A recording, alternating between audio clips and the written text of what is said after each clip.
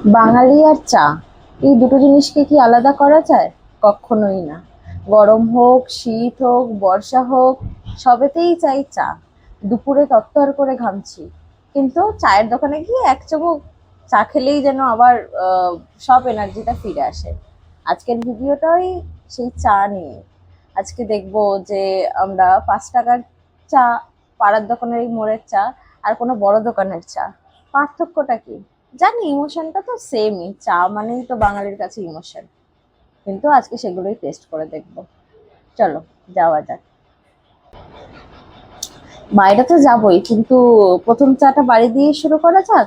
এই চাটা ফ্রিতে, এটা কিনতে হয়নি, এটা বাড়িতে বানিয়ে নিয়েই পেয়ে গেছি। দারুণ। সকালের ঘুম ভাঙা থেকে শুরু করে সন্ধ্যার আড্ডা, অফিসের ব্রেক, কলেজ ক্যান্টিন কিংবা রাস্তার মোড়ের গল্প, সবকিছুরই সঙ্গে জড়িয়ে আছে এক কাপ চা।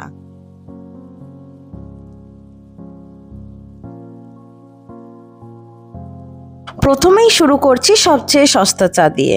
এটার দাম সত্যিই অবাক করার মতো কম। সাধারণত আমরা যে রাস্তার ধারের দোকানে চা খাই, সেই ধরনের বাজেট ক্যাটাগরির মধ্যেই পড়ে এটি।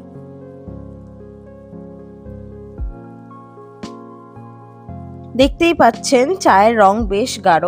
সাধারণত কম দামের চা একটু বেশি পাতলা হয়ে থাকে, আর স্বাদের দিক থেকে ঠিকঠাক বলা চলে। এটা সেই ধরনের চা যেটা সকালে বাস ধরার আগে কিংবা অফিস যাওয়ার পথে দ্রুত খেয়ে নেওয়া যায়।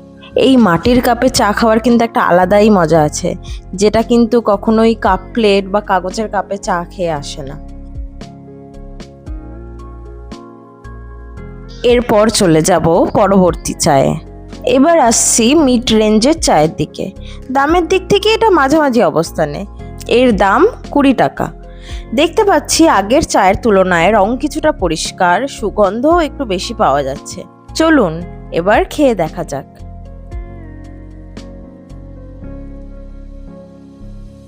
এখানে একটা বড় পার্থক্য অনুভব করছি। চায়ের নিজস্ব স্বাদটা অনেকটা বেশি স্পষ্ট।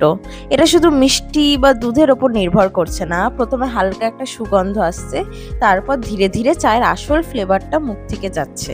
আমার মনে হচ্ছে বেশিরভাগ মানুষের জন্য এই ধরনের চা হয়তো সবচেয়ে ব্যালেন্সড অপশন হতে পারে। আর আরেকটি বিষয় হচ্ছে এই চাটি খুবই গাঢ়। একটু সমস্যা হয়ে গেছে, চা খেতে খেতে বৃষ্টি চলে এসছে, তো সমস্যা তো হচ্ছে, কিন্তু চা খাওয়ার মজারও দ্বিগুণ হয়ে যাবে এই ওয়েদারে। তো চলো আজকের এই ভিডিওর লাস্ট দোকানে যাওয়া যাক, যেখানে আমরা সবচেয়ে বেশি দামে চাটা আজকে খাবো।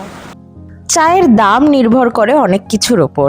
চা কোথায় উৎপাদিত হচ্ছে, কোন মৌসুমে সংগ্রহ করা হয়েছে, কিভাবে প্রসেস করা হয়েছে, এইসবই গুরুত্বপূর্ণ। একই গাছের চা হলেও মানের পার্থক্যর কারণে দাম কয়েক গুণ বেড়ে যেতে পারে। তবে একটা কথা অবশ্যই সত্যি, দাম বেশি মানেই যে সবাই সেই চা পছন্দ করবে এমন নয়।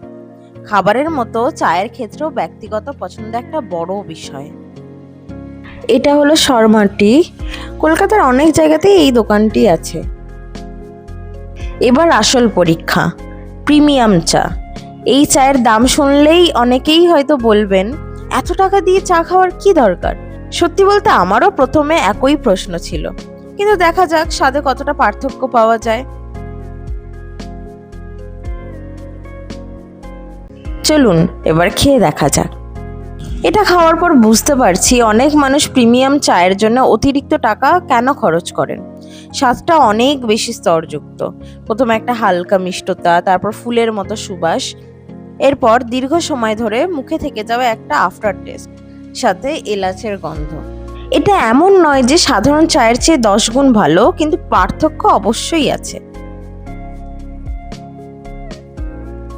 আচ্ছা, এখান থেকে আমি 2 কাপ চা নিয়েছিলাম। একটা ছোট কাপ 35 টাকা, আর একটা 70 টাকা। আসলে কিন্তু চায়ের মধ্যে দামের জন্য কোনো পার্থক্য নেই। পার্থক্য আসলে চায়ের কাপের সাইজের। ছোট কাপ বলে তাই 35 টাকা, আর বড় কাপ হলো 70 টাকা। দুটোরই টেস্ট সেম, একই চা। এই দোকানে চা ছাড়াও বিভিন্ন ধরনের স্ন্যাক্স আইটেম পাওয়া যায়। ক্লাব কচুরি, কচুরি, ধোকলা, আরও কত কি। আর সেইগুলোও যথেষ্ট ফেমাস।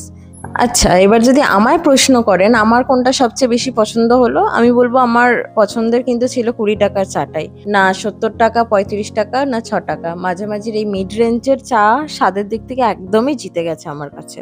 তো বন্ধুরা, আজকে চিপেস্ট ভার্সেস প্রিমিয়াম টি চ্যালেঞ্জ এখানেই শেষ হলো।